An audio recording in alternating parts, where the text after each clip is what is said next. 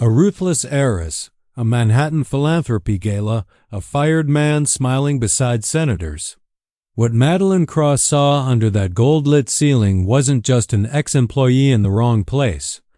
It was a secret kept on purpose to keep an empire stable. A secret that would have stayed buried if she hadn't crossed the room at the wrong moment. This is the story of how a correct decision changed 3 lives forever. The light in the executive suite was sterile, fluorescent panels casting sharp shadows across the mahogany table that stretched like a runway.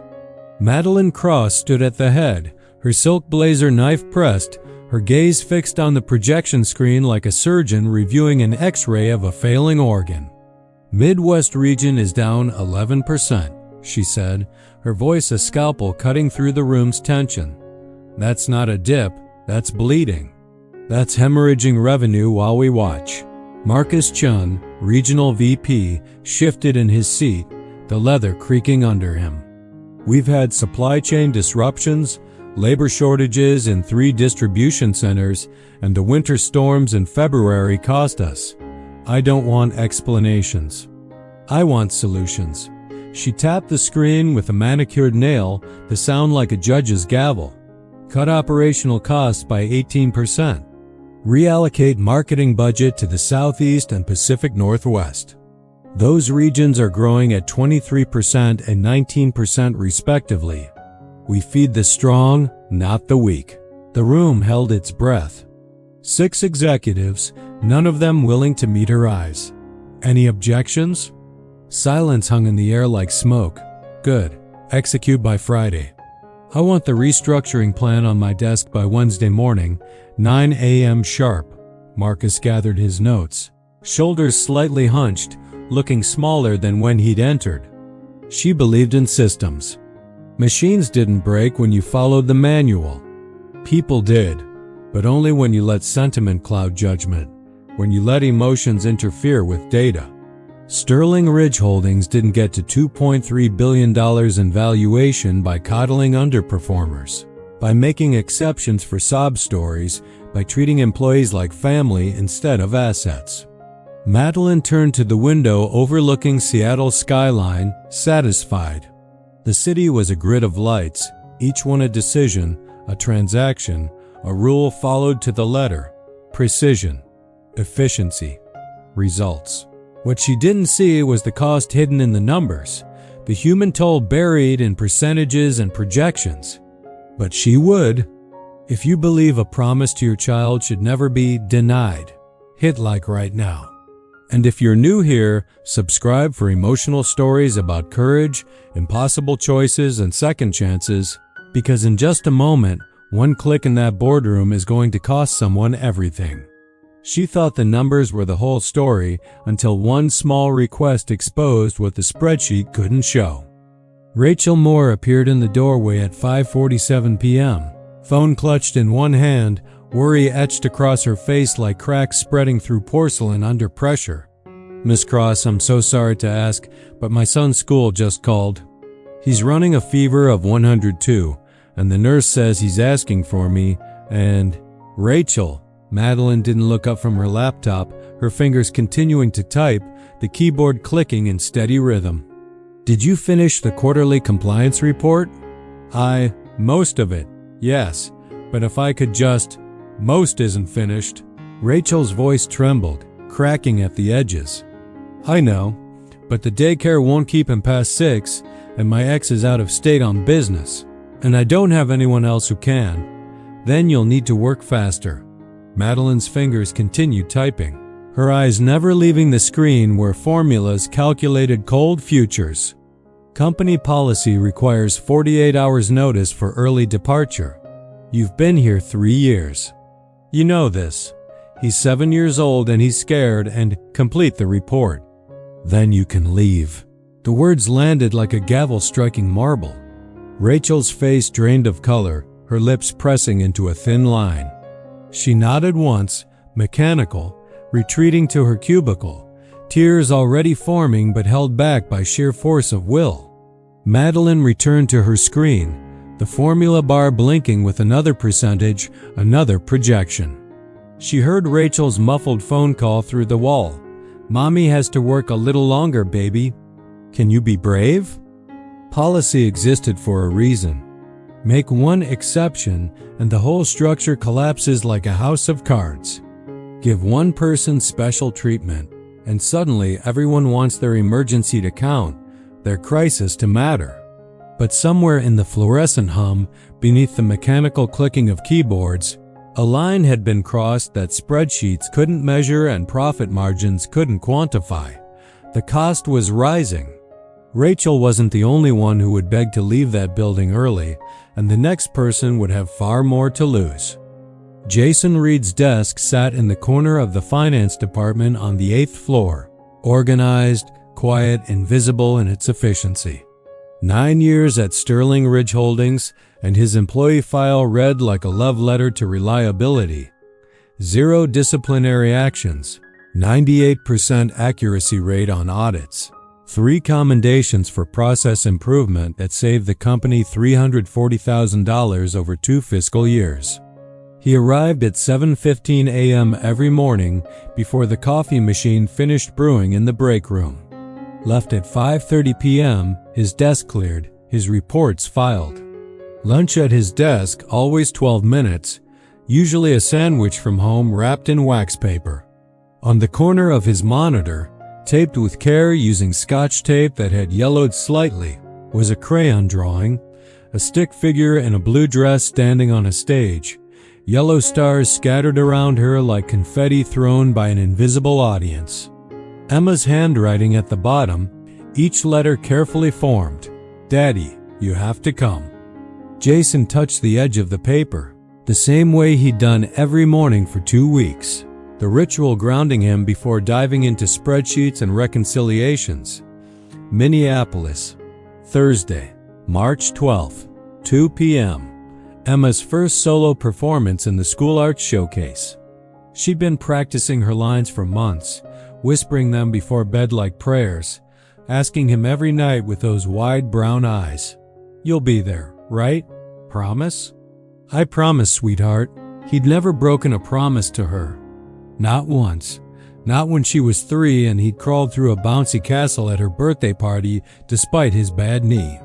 Not when she was 5 and he'd stayed up all night building her science fair volcano. Not ever. He pulled up the digital leave request form on his screen, fingers hovering over the keyboard like a pianist before a difficult passage. One day, just one single day out of 260 working days in a year. He'd rearranged his entire workload, pre-filed reports 2 weeks early, delegated vendor calls to Sarah in accounts payable with detailed notes, left step-by-step instructions for coverage that could guide a complete novice.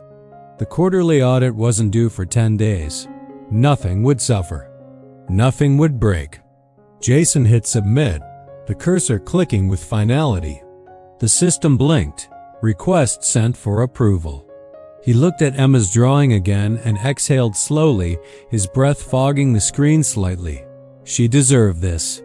She deserved him showing up, being present, keeping his word. What was the point of working if you missed the moments that mattered? The plan was perfect. The coverage was flawless. But Jason didn't know what Madeline Cross would notice first, the details or the date. The notification appeared on Madeline's screen at 9:03 a.m., a small pop-up in the corner. Leave request, Jason Reed, Finance Department. She clicked it open, expecting the usual, someone wanting a long weekend, an extended vacation, something frivolous. Requested date, Thursday, March 12th duration. 1 day, 8 hours. Reason, family obligation, daughter's school performance, coverage plan. Attached, 3 pages. Detailed. Madeline scanned the coverage document. Thorough, methodical. Every contingency mapped like a military operation. Task assignments, contact lists, escalation procedures. She checked his file, clicking through 9 years of performance reviews. Spotless, not a single late arrival, not one missed deadline.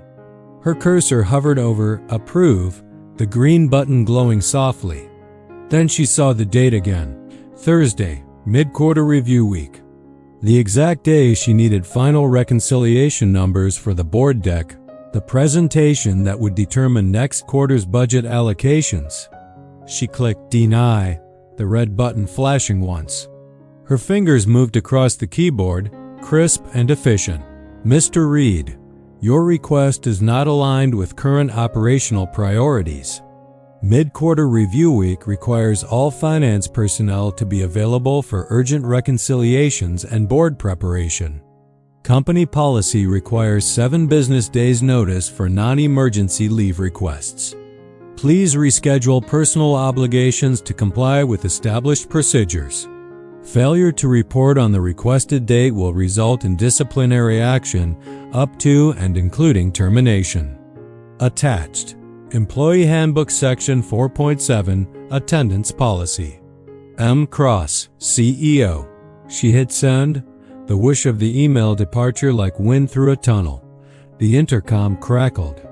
Ms. Cross, your 9:30 with legal is here. Send them in. Madeline closed the window, the denial disappearing into the digital void. The machine kept running, gears turning, systems operating exactly as designed. 3 floors below, Jason stared at the denial email for a full minute, the words blurring as he read them again and again. Disciplinary action. Termination. His daughter's face appeared in his mind, small hands gripping the microphone, eyes searching the audience for him, scanning the rows for the one person who mattered. What kind of father breaks a promise? What kind of man lets a job decide what love looks like? Jason had 2 days to decide, lose his job or lose something he could never get back. That evening, Jason sat at the kitchen table in their small apartment in Redmond, the space barely 800 square feet but filled with Emma's artwork and laughter. Emma's script lay open in front of him, covered in her highlighter marks, yellow for her lines, pink for stage directions she'd added herself, green for places Daddy will smile. She was asleep upstairs, her nightlight casting a soft glow under the door, a battery-powered constellation that rotated slowly across her ceiling. He'd written the email 3 times, deleted it 3 times. Ms. Cross, I respectfully request reconsideration given my 9-year track record. Ms. Cross, perhaps we could find a compromise that serves both the company and... Ms. Cross, my daughter has been preparing for months, and as a single father, none of them felt right. None of them would change anything. He knew her type, had worked for her long enough to understand that rules were religion, policy was scripture, and exceptions were heresies. He thought about the 9 years, the missed soccer games when he was building his reputation, proving himself reliable. The weekends spent fixing broken formulas while Emma colored alone in the break room, quiet as a mouse, never complaining. The parent-teacher conferences he'd arrived late to, rushing in with apologies. He'd told himself it was all for her, for stability, for their future, for the college fund that grew with each paycheck. But what future was he building if she couldn't count on him when it mattered? His phone buzzed against the wooden table. A text from Emma's teacher, Miss Patterson. Looking forward to seeing you Thursday. Emma talks about you constantly. She's so excited. Jason closed his laptop, the screen going dark like a stage after the final curtain. The job was important. The paycheck was necessary. The benefits that covered Emma's asthma medication, the 401k that grew steadily, the security that let him sleep at night, they all mattered. They weren't nothing. But so did showing up. So did being the father who kept his word, who prioritized her joy over his fear. He picked up his phone and typed carefully, I'll be there, Miss Patterson. Wouldn't miss it for the world. Then he opened his work email one last time and composed a new message to his supervisor Tom in finance, copying no one else. I will not be in the office on Thursday, March 12th. Due to a family commitment, I cannot and will not reschedule. I've ensured all critical work is covered and available in the shared drive folder March backup. I understand this may have consequences. I accept them. Jason Reed. His finger hovered over send for 10 seconds, his heart hammering against his ribs. Then he hit it. The email disappeared into the network. His hands shook slightly, adrenaline and fear mixing with something else. Relief. Maybe. Clarity. "I'm going," he whispered to the empty kitchen, the words feeling like an oath. The choice was made. Whatever came next, he'd face it. But Emma would see him in that audience. The real punishment wouldn't come with shouting. It would come quietly, through HR, security, and one final email. Friday morning, 8:47 a.m. Madeline's assistant knocked twice, the sound precise. "Ms. Cross, Jason Reed from Finance didn't report yesterday." Tom confirmed he was aware but said Reed had indicated he wouldn't be in. "I'm aware." Madeline picked up the phone, dialed HR extension 2401. 3 rings. "This is Cross. Process immediate termination for Jason Reed. Employee ID 47,821. Reason: willful insubordination and violation of attendance policy after explicit written warning. Effective immediately. Prepare the documentation and have security escort him out when he returns Monday." "Understood, Miss Cross. We'll prepare the termination letter and final paycheck calculation." She hung up, clicked her pen once, twice, 3 times. The intercom button glowed red under her finger, pulsing like a heartbeat. "Rachel, draft a company-wide memo. Subject: Importance of adherence to leave policy. Emphasize that all employees are essential to operations and unauthorized absences undermine team integrity. Send it by end of day." "Yes, Miss Cross." Rachel's voice was flat, drained of warmth.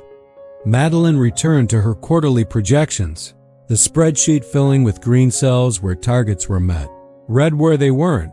Jason's termination would be processed by payroll, his access credentials deactivated, his desk cleared by Monday afternoon. The position would be posted Tuesday. Interviews by next week. Replacement hired within 14 days. The system would absorb the gap. It always did. Rules existed for a reason. Exceptions bred chaos, created precedents that spiraled into entitlement. She'd built Sterling Ridge's finance department into the most efficient in the industry by holding the line, by never wavering, by making the hard calls that weak leaders avoided. The decision was correct, necessary, justified. But when she looked at her reflection in the darkened monitor during a screen timeout, the face staring back felt colder than she remembered, the eyes harder, the expression carved from ice. She turned back to the numbers. Madeline thought the case was closed. But across the country, Jason was about to open his laptop and learn what his courage would cost. Meanwhile, 1,400 miles away in Minneapolis, Jason sat in the 3rd row of the Benjamin Harrison Elementary School auditorium, phone silenced and tucked away. Work email closed, the corporate world temporarily ceased to exist. The stage lights came up, washing the small platform in gold. Emma walked out in her blue dress, the one they'd picked together at Target, the one she'd tried on 7 times, and her eyes immediately found him in the audience. Her whole face lit up like sunrise breaking over mountains. She didn't stumble on a single word. Her voice carried through the auditorium, clear and confident, exactly as they'd practiced in the car and at the dinner table and during bath time. When she reached her final line, "And that's why heroes don't need capes," she looked directly at him and smiled. Jason's chest ached with something he couldn't name, pride so fierce it hurt, relief like cold water after a desert, the weight of knowing he'd chosen right even if it cost him everything. When it was over, when the applause died down, Emma ran to him, arms wide, backpack bouncing against her shoulders. "You came. You really came. I saw you and I wasn't scared at all. I promised, didn't I?" He held her tight, the rest of the world dissolving into background noise, other parents, other children, the gym's echo. "Are you proud of me?" "So proud I might burst," she giggled into his shoulder. He didn't check his email until they were back in their hotel room that evening. Emma asleep in the next bed, her trophy from the showcase clutched in her small hand. The termination notice was waiting in his inbox. Sterile and official. Effective immediately, your employment with Sterling Ridge Holdings has been terminated for cause. Final paycheck and benefits information enclosed. Please return all company property. Jason read it once, then closed the laptop. He felt the sting, the fear of uncertainty, the anger at injustice, the bitter taste of being disposable. But he also felt something else, something stronger, clarity. He'd kept the promise that mattered. He'd shown Emma that she came first, that love wasn't theoretical, that his word meant something real. The job was gone. The security was gone. But he was still her father, still the man who showed up, and that somehow felt like enough. Jason thought this was the end. He didn't know the story was about to pull Madeline into a room where policy wouldn't protect her. The Philanthropy Leadership Gala in New York City was a cathedral of wealth, crystal chandeliers hanging like frozen waterfalls, marble floors polished to mirrors, tuxedos and evening gowns moving like chess pieces across a board where every conversation was a negotiation and every handshake a transaction.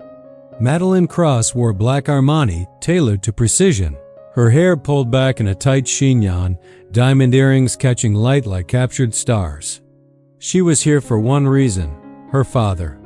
Howard Cross, Chairman Emeritus of Sterling Ridge Holdings and a legend in venture capital circles, was receiving the Humanitarian Impact Award for his decade-long education initiative across underserved communities, $47 million deployed, 12,000 scholarships awarded, 200 schools rebuilt.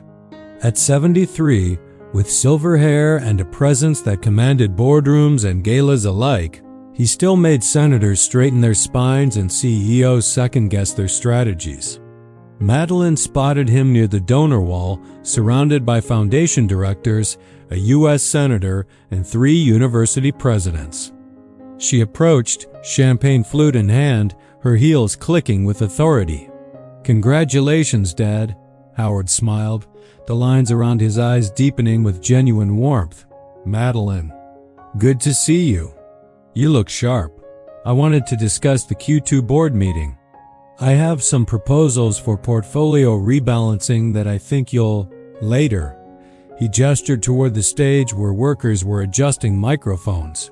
"Let's enjoy the evening first. Business can wait." She nodded, scanning the crowd with practiced efficiency, calculating, categorizing, identifying useful connections. That's when her gaze snagged on something impossible. Jason Reed, standing 20 feet away in a tailored navy suit that fit better than anything she'd seen him wear in 9 years, laughing with Howard's chief of staff, holding a conversation that looked comfortable, familiar, natural. Madeline's champagne glass froze halfway to her lips, condensation dripping onto her wrist. What the hell is he doing here? Her mind raced through possibilities. Security breach, mistaken invitation, some bizarre coincidence. But the way Howard's team was treating him, with respect, with warmth, suggested this wasn't random. She watched as Jason shook hands with a foundation board member as someone clapped him on the shoulder like an old friend. The room tilted slightly. Who was Jason Reed? The answer wasn't just surprising. It was dangerous, because it tied directly to the one person Madeline could never overrule. Madeline crossed the floor, heels clicking like a countdown, conversations parting around her like water around a ship's prow. Jason saw her approach and straightened, his expression calm, almost expectant, like he'd been waiting for this moment. "Mr. Reed." Her voice was sharp enough to cut glass, to slice through the gala's ambient noise. "I wasn't aware you had connections to this event. Ms. Cross." He nodded politely, no trace of bitterness, no anger in his eyes. Just calm. "Good evening." Howard turned, eyebrows raised in mild surprise. "Madeline, you know Jason?" "He is an employee at Sterling Ridge, was." She corrected herself, the word tasting strange, until last week. He was terminated for policy violations. Howard's expression shifted, something hardening behind his eyes. You fired him? He violated company attendance policy after explicit warning. Unauthorized absence during critical operational period. For what reason? Madeline hesitated, suddenly aware that other people were listening. Foundation directors, the chief of staff, a Bloomberg reporter. A personal matter. His daughter's school event. The words sounded different here. In this context, surrounded by people who just applauded Howard's humanitarian work, Howard's face darkened like storm clouds gathering. He glanced at Jason with something like apology, then back at Madeline. Walk with me. It wasn't a request. He led her to a quieter corner near the coat check, away from the main floor, Jason following at a measured distance, hands in his pockets. Do you know who Jason Reed is? Howard's voice was steel-wrapped in velvet, quiet but unmistakably sharp. A mid-level accountant with a decent track record until he's been my personal financial advisor for the past 4 years. Howard's words landed like hammer blows. He manages the entire Cross Foundation endowment, $23 million in assets. He restructured our scholarship fund distribution, saving us $1.2 million annually while doubling our recipient reach from 6,000 students to 12,000. He identified the investment strategy that's allowed us to maintain operations during market downturns. He does this quietly, on evenings and weekends, refusing payment beyond modest consulting fees because he believes in the mission. Madeline felt the floor tilt beneath her expensive heels. He also, Howard continued, turned down 3 offers from hedge funds in the past 2 years, offers that would have tripled his salary because he values stability for his daughter over money. Because he wants her in a good school district, in a home she knows, with a life that isn't disrupted by his ambition. That's the kind of integrity I trust with my legacy. Madeline looked at Jason, who stood with quiet dignity, his expression neutral, watching her without judgment or triumph. While you were enforcing policy, Howard said, each word deliberate, he was changing lives. While you were protecting rules, he was protecting what matters. You fired him for being a good father, for keeping a promise to his child. The words hung in the air like an indictment. Madeline's throat tightened, her carefully constructed composure cracking. I didn't know. That's the problem, Madeline. You didn't ask. You didn't care to know. You saw a policy violation and executed judgment without understanding what you were actually measuring. Howard looked at her with something that might have been disappointment, might have been pity. I taught you to be strong. I didn't teach you to be cold. There's a difference. He walked back toward the reception, leaving her standing in the shadow of her own judgment, the gala's warmth suddenly feeling very far away. Jason remained, giving her space to absorb the revelation. How long have you been working with him? Madeline's voice was smaller than she'd heard it in years. 4 years.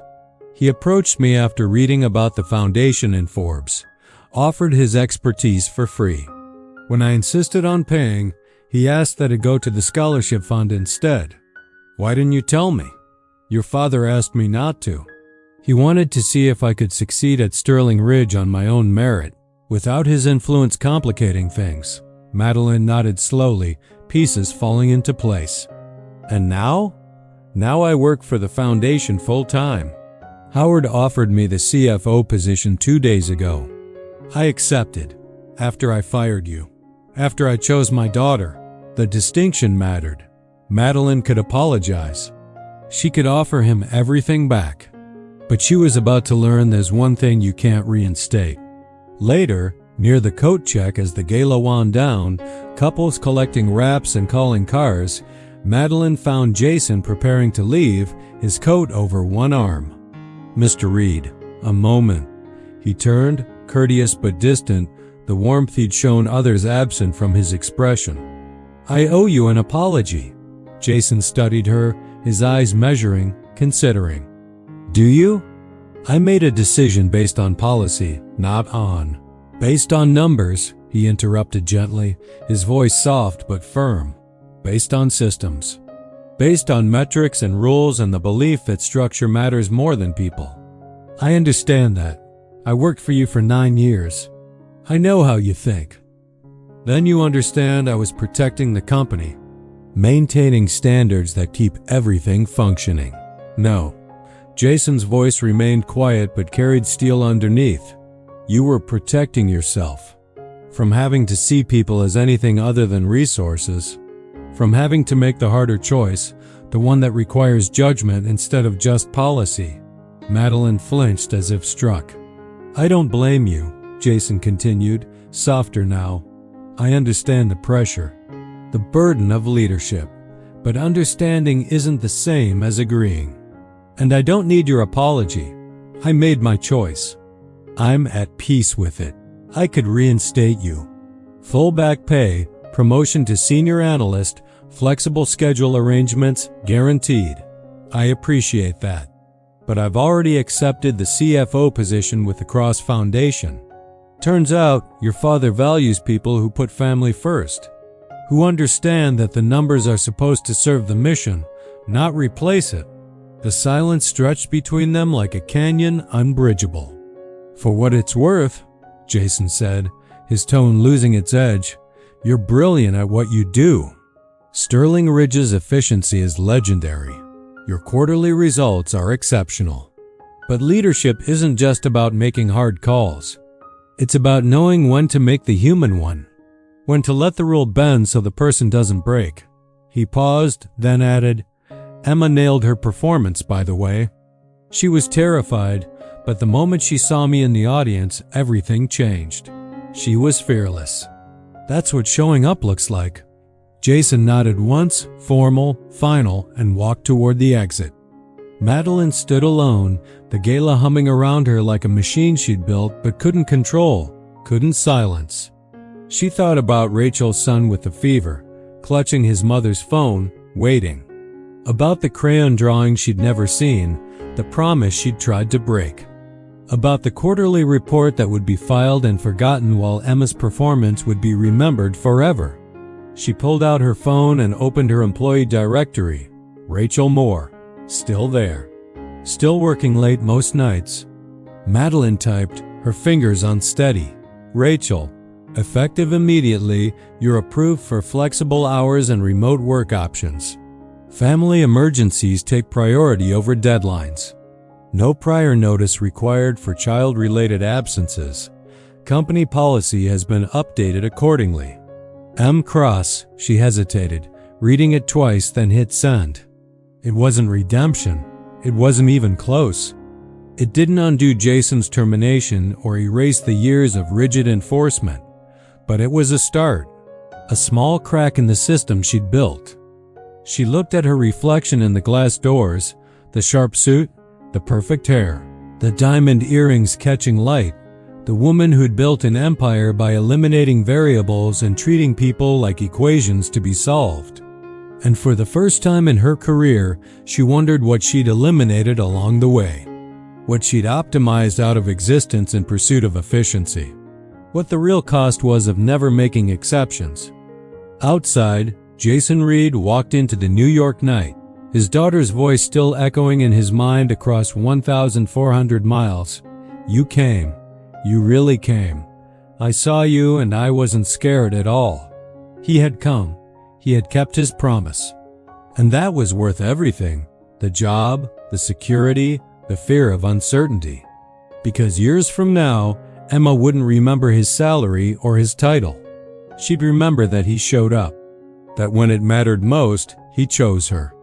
And in the arithmetic of love, that was the only equation that counted. And if you think this story is only about one CEO changing her mind, wait until you realize what it cost to make that small crack in the system.